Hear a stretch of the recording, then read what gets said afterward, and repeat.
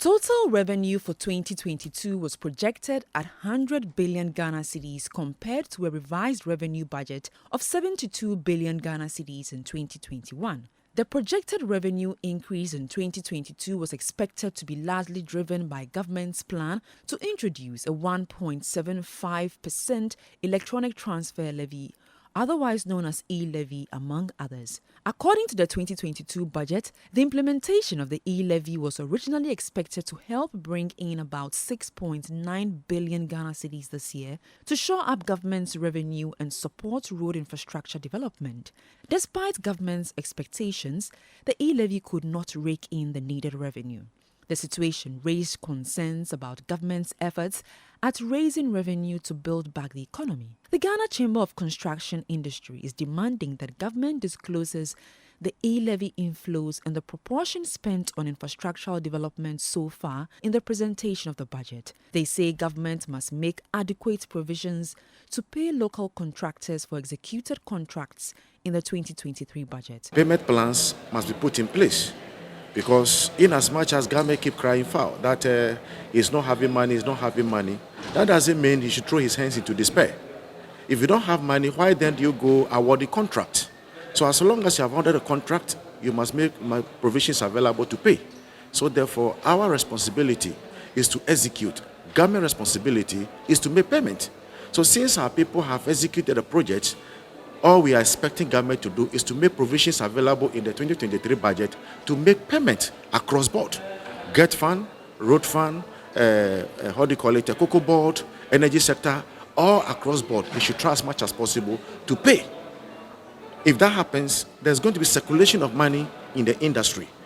In a bid to improve the effectiveness of the tax system, government has hinted of plans to implement an aggressive domestic revenue mobilization drive in the 2023 budget tomorrow. Sources close to Citi News have stated that it is likely that the value-added tax, which is currently 12.5%, is likely to be increased by between 2 and 3 percentage points. For tax analyst Francis Timoboy, the timing is not right. There may be new taxes, but the timing, we just have to hold on a little bit.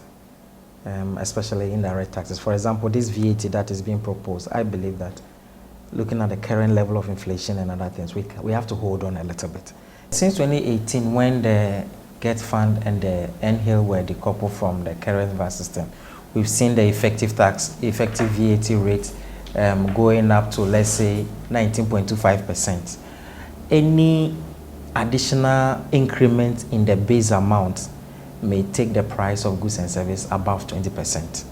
And if you are paying indirect taxes alone, over 20% in the price of goods, we don't know how much they're proposing, but any increment surely will spill over prices of goods and services, and that may be hard.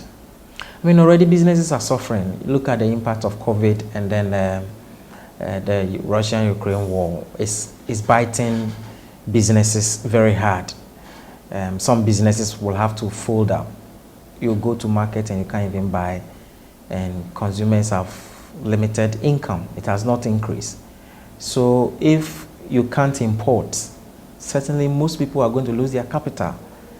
And we've seen some businesses, Guta have already been complaining that some of their members are shutting down because they can't stay in business. Despite these calls, government has assured that the 2023 budget will focus on government strategies to restore and stabilize the macroeconomy, build resilience, and promote inclusive growth and value creation. In a press release issued on Wednesday, it noted that the budget will feature updates on Ghana's engagement with the IMF for an IMF-supported program, year-to-date macro-fiscal performance of the economy, the U-Start initiative under the Ghana Cares program, climate action strategies, fiscal measures and debt management strategies to ensure fiscal and debt sustainability and promote growth.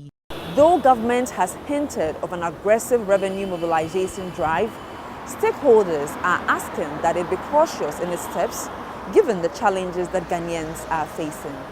For Citi News, I am Netele Nete Achaho.